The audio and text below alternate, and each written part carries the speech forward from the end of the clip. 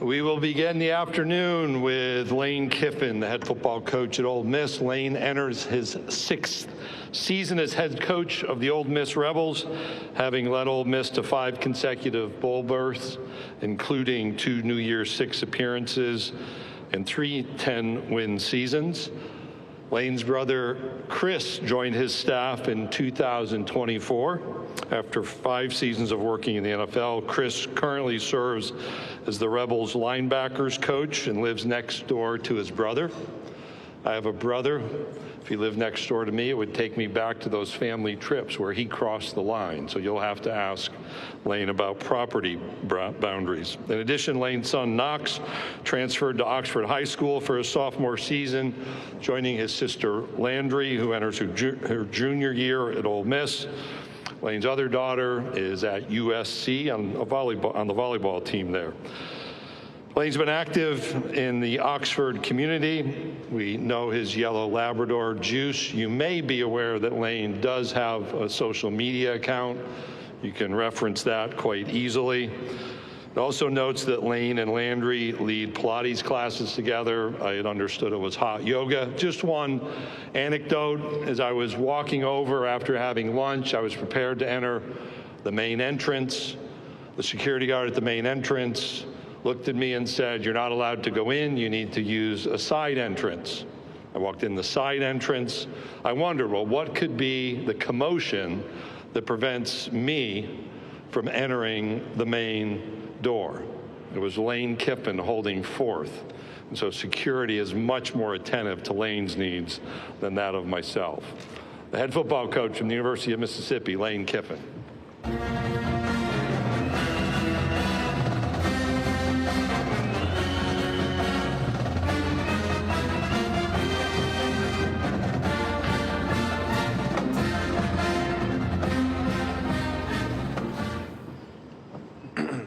All right, thank you, Commissioner. Honored to be here. I don't take this for granted. There's only 16 of these spots that we get to hold and come up here. So I have a lot of appreciation for that. The Commissioner's been phenomenal. He just mentioned going into the 6th year, and he's been great to us. Keith Carter and Chancellor Boyce hiring us 5.5 years ago, and the Ole Miss fans in Oxford, and how, as he mentioned, a lot of personal things there, and how awesome it's been. It's really been an amazing 5 years, personally and professionally, there in Oxford, and I reflect on that like life, with so many good things of gains and losses, with my daughter Landry being there, and now Knox and Layla living there. Really is amazing. He mentioned, and kind of broke it all down, my brother and his 4 kids living there. It's really amazing. And then with some losses there, of now losing both parents in the last year, has been very challenging. But just thinking on the way over here, about my mother, and how grateful I am to her, and it reminds me of coaches' wives, and to all coaches' wives in all levels, how you really are the glue that holds everything together in these families, with coaches like my dad that worked so much, and the moms doing everything at home. And so just really grateful to both my parents for that, and feel like, they spent a lot of years and spent a lot of time, taking us to a certain level. And I think when you're now experiencing that, which is strange, of losing both parents, that you're really the highest on the family tree now of what's left. And what that means about, they go next door, and I don't think they leave you. I think they go next door and they allow you to go to the next level. And just coming off of, a couple days with family and with Chris's kids, and whether that was dancing with my nieces at Morgan Wallen, or then yesterday out on the boat and seeing all the cousins playing with each other, and how proud my parents would be of that. And just really, really cool to see things through a different lens now, and awesome that there's so many Kiffins in Oxford to experience everything together. You know, where I think of our program where we're at, and, you know, the last 4 seasons there, you know, since COVID, and 3 of those 4 seasons with top 12 finishes. I believe in the last 55 years of Ole Miss, there's been 4 top 12 finishes. So 3 of those to be in the last 4 years, 1 in the previous 51 years, I think says a lot about what we've been able to do through the staff, through the players, through everybody involved, especially the leadership above me. Over that time, the 3rd most SEC wins of all 16 SEC teams. That's helped us tremendously. You know, when we got there at Ole Miss, you know, we had to sell to recruits, hey, when you come here, this is what it's going to look like. We're going to win. We're going to have first-round picks. We're going to have the most players drafted in school history. We're going to win 11 games in a season, win 21 games in the last 2 seasons. And so now that we've done that, we've seen that impact, whether that's in transfers coming in or high school kids, that they've been able to see that. And especially with Mississippi kids, to stay home, knowing that they can achieve and get all these things that maybe previously they needed to look to leave for. Okay, it's 2025 team. I think we have a lot of really good players coming back. We added a lot through the portal, and it's been a very competitive offseason. I think that the groundwork of these last players over the last few years, what they've laid, what they taught the players, has been very beneficial. Like we say in recruiting, you know, you get what you see with us. There's not fluff in recruiting. We don't put on this show, and then all of a sudden they get there and it's a different thing. And I think that that's really helped us over time for us not to have many kids that are playing leave and go into the portal, and for other kids to come to us because they know that.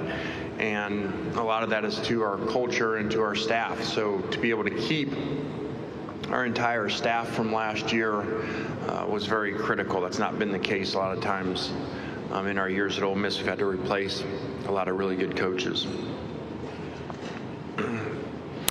I think we've done a good job of putting together this roster, working within this cap. You know, if you go back to retention of last year's players and then the portal guys in December, January, you know, we went into that operating under this cap because, you know, we were told the settlement was most likely going to get approved and how that would work.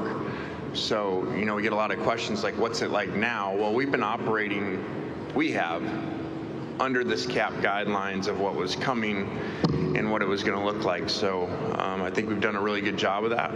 It obviously means you can't sign as many players as you'd like at times because you have a budget. So we're obviously hopeful that, you know, that'll be rewarded by doing that.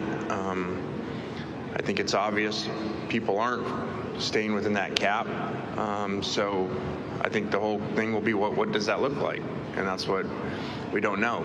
You know, what does it look like when you don't, and what are the punishments for that? Do you win and then that comes later? So that's remained to be seen, but I've already got the questions about the cap and what is that like now having to do that. We've been doing that for a while, operating on that. Very excited about this schedule coming up. You know, we play 9 games in Mississippi, so that's awesome for our fans. Basically, to have 9 home games is amazing, and for Oxford to have that for the businesses there is great. So it'll be a very competitive schedule and a lot of work to do with all these new players in the meantime. So just appreciative to be here. Thanks for you guys coming out, and with that, questions. Thank you, Coach Kiffin. If you have a question, please raise your hand. We'll get Emma, Annie, or Nathan to you with a question. Coach, we're going to start over on our right-hand side, over here in the very front row. Coach Kiffin, Terry Middleton from Horns Illustrated. Thank you, first of all, for highlighting your family. Football brings family and friends together. So I want to talk about friends. I also want to ask if you would help us highlight in enhance the rivalry between your two close friends, Sarkisian and Smart. Who do you think is going to take this field next year? Does Sarkisian have a chance over Georgia? And how can we look at it through your eyes? Well, I think that's those are the two premier programs and premier coaches in college football, and so I think they do an amazing job. You know, having both of them, being at both of them at Alabama, and to see how they've used that, and then being with Sarkisian at USC as well, and how he's used Pete Carroll things and implemented there. I think they both do an amazing job, and really in those SEC meetings, you know, you're always listening to the coaches and their input. And I feel like both those guys really run their program truly as a CEO, and they know everything that's going on, and they're very creative in their ideas and how to navigate through this world we're in now. So I think they're both really good friends, really good people, and phenomenal coaches. Coach, we'll go over to the other side, over to our left on the aisle, about midway back. Jonathan Williams with the On Inside Network. You guys had some big wins last season, but still came up just short of the college football playoff. What is it to you that makes playing in the SEC a lot more difficult, or more difficult than other conferences? Well, I'm flying over here. I read the commissioner this morning and things that he said, and thought there was something in there interesting when he talked about the 9 games versus 8 games. You know, and then people say, well, this conference plays 9 games, this plays 8 games. Well, I don't think there's anybody that would trade their 9 games and want to come play our 8 games that you play down here, and the places that you play down here.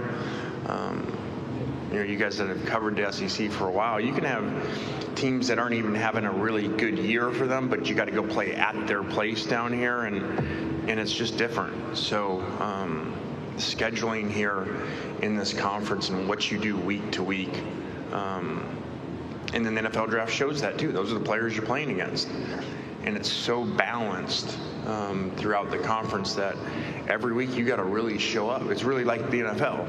And I don't feel like that is the case in these other conferences, or a really good conference similar to us that's top heavy but doesn't have the middle and bottom the way that we do.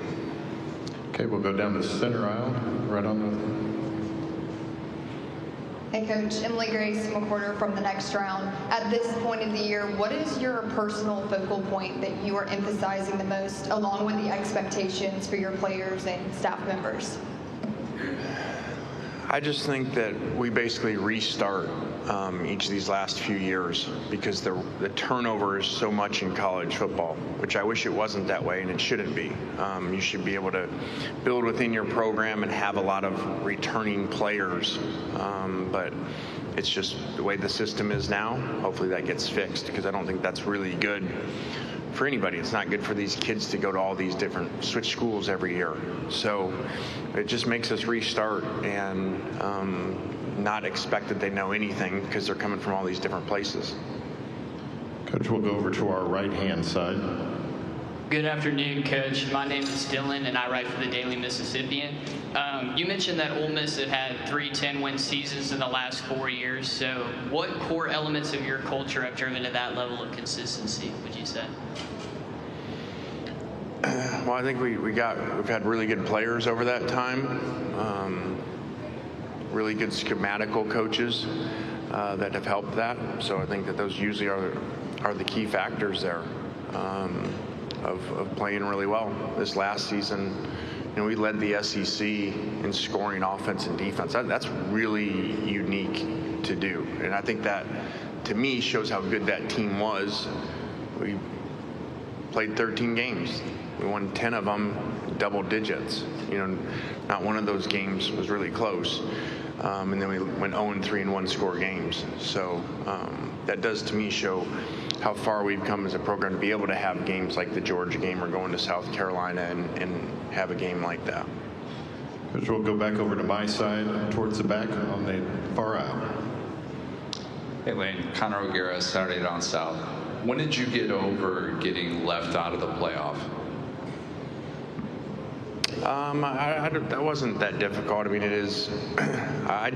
I tend to do better with things when they're done. You can't do anything to change them, so it was what it was. I just think, not to go back over that too much, but just in general, and there's been a lot of talk about that since, I just think the system, and it's not because of us, I just think the system doesn't take into the scheduling properly.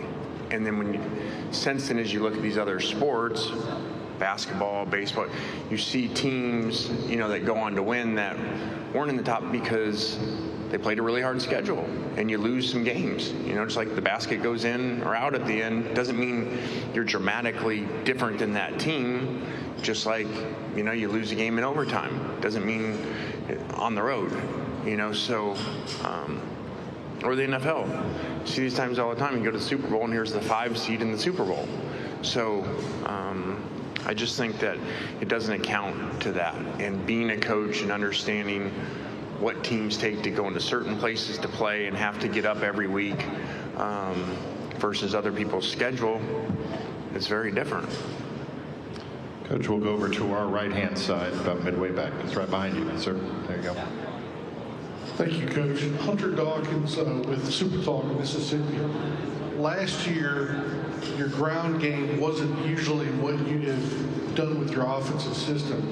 Is there going to be any improvement on the way that you guys develop the system, or just talk to me and give me your take on what is going to happen, at least from the running back room? Yeah, our ground game was definitely disappointing. That has been something we've done really well over our time for a long period of time, is run the football. We weren't able to do that at times that were critical in these losses. All of these 3 losses, we're ahead. 2 of them were basically ahead the entire game, and just need to kind of, in 4 minute, close games out. And that's where we'd been really good at that. I think that was year before, maybe we were 4-0 in 1-score games, I think. And then we go 0-3. So, we've signed some different linemen. Our running back room is a lot different. And so hopefully we'll be better. Coach, we'll go over here on our left-hand side, about quarter way back. Coach, right here, David Rumsey with Front Office Sports. You mentioned the current cap in college sports, and you've spoken about its salary cap before. Now that revenue sharing is underway, do you think college football should and can have a hard salary cap? Well, I think that's what's being attempted. It doesn't seem like that's working very well. I'm stating the obvious. That was the intention of what was going on, because there was so much complaints when NIL started and everything about, okay, everybody's got different advantages and different payrolls, and we saw those a couple of years ago, and I was up here at one of these joking about there should be a luxury tax, because of A&M spending or whatever it was, so then that was supposed to be being fixed, and now it's not. So again, we've tried to follow these guidelines because that's what we were told we needed to do. And I'm not calling anybody out. I'm not even saying they're wrong for doing it.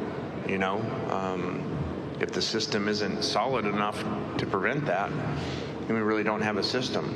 And then so you're not operating in a salary cap.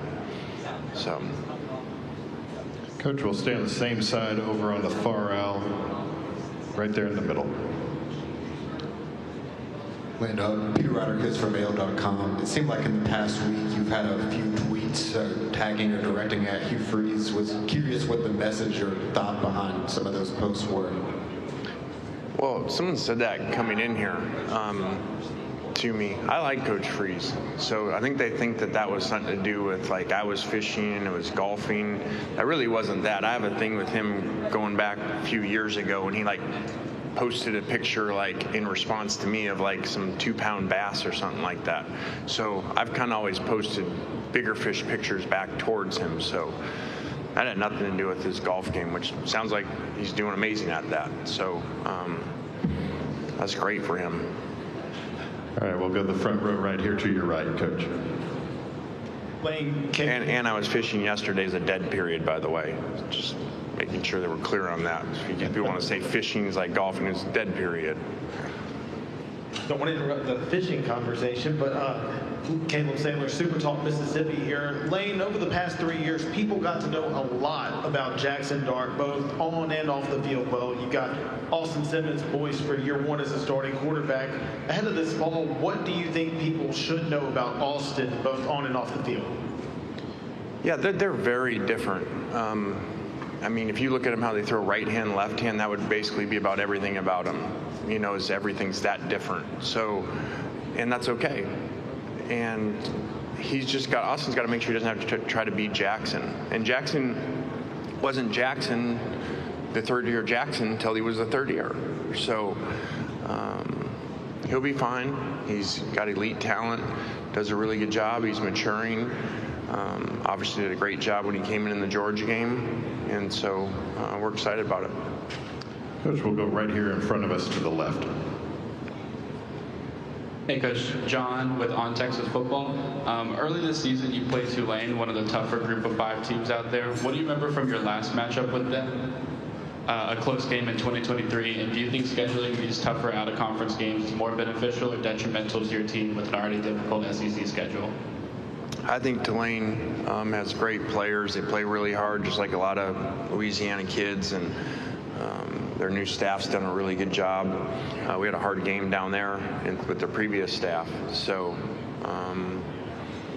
I think that it'll be a really big challenge for us. Coach, we'll go over here to our right on the near aisle. Kirk Bowles from Houston Chronicle. I think 6 or more SEC teams are breaking in new quarterbacks. Do you think there's a chance it could kind of level the field a little bit to make it more competitive in the league? Well, I think it was really level last year. So I think that in general, my guess would be you're going to be leveled out for a while, like the way that, whatever you want to call it, this supposed cap works in some ways, and, you know, some people following it, and so now some teams go out and they kind of go way above the cap on way above what you would think they would do if they were monitoring their cap on a specific player. So I think because of that, now you're seeing more one-offs where the player, 5-star player that traditionally would go to these couple schools now goes to this other school. Well, it's kind of like something's up, right? They're getting more money, obviously. So I think it's going to level out a little bit if this is the direction that it's going, to where you're going to see not all the players be stacked up at the top at a couple schools. Coach, we're going to go all the way to the back near the TV set in the back of the room. Hey, Coach, this is Reagan Scarda of Inside Arkansas. To bounce off the couple questions before, coming off an historic season, not only for the Rebels, but for quarterback Jackson Dart, do you feel as if there's an extreme amount of pressure on Austin Simmons to fill those shoes? I think there is. You know, we try to work with him on that, and that he has to be himself and, you know, not worry about that. But I think with that, whenever you follow somebody that's had a lot of success, most wins in the history of the school, most yards, most touchdowns, basically everything, that puts a lot of pressure on you. But we have to help him with that. We got to coach and play really well around him. Is the biggest part of helping him with that. Okay, we'll go straight down the center aisle, just to the right. Carlo Brown, WCBI TV in Columbus. Lane, you lost a lot of players, both offensive and defensive starters, especially, I mean, multiple wide receivers, quarterback as well. As a coach, how do you adjust when you've lost, I mean, and be saying it lightly, just a few players? Yeah, we lost a lot of really good players. Most players drafted in the history of the school. So we've replaced them with a lot of new players, and that's kind of the world we got to live in now, you know, with the portal and how it works, and how many kids go to a place for a year and then leave. So there's not as many kids being developed to take on those roles at places. So I think that problem's probably happened a lot around the country and is going to continue to happen. So it just is what it is. We have time for a couple more. We'll go over here on the front row to our left. Coach Dave Schmate from SEC Unfiltered. You being an offensive guy, but I know you guys have lost some guys in the back end and that secondary. In today's college football environment, what would you consider numbers-wise a proper depth on the back end? And you bring up the salary cap. In your opinion, what would be a proper punishment for people who go over the cap? First thing about the secondary, yeah, we got a lot of new players back there, and Pete Golding does a great job with that. We had the same problem 2 years ago, we'll just find the best ways to put them in the best positions to make plays. I don't have the answer for the punishment on the cap because it's not even, I can't even say that because it's like, here's the cap, but then here's these other contracts, and are those going to get passed? And what if you go over on those and that system with Deloitte? And so I don't think we even know. And is it even going to happen? You know, you got these states passing laws where looks like you can't even enforce it. So what are you going to have? Like the NFL, like, hey, these divisions, you have a cap, but then NFC Central, you don't have a cap, you know, or teams in Florida, you don't have a cap, you know, so I don't know that. Coach, we'll take one final question over here to our left, second row. Hey, Coach. Steve Moulton, 97.7 ESPN The Zone. Good to see you. Wanted to ask about your time in Oxford, this being year 6. Where do you think you've grown the most in Oxford? Yeah, it's been an awesome time. Not to kind of dig too much into it, but you know, even this weekend with family and stuff, and just, you know, losing our parents, you know, and you just can't. You got no idea what's going to happen. I was talking to our kids about that, and I was like, okay.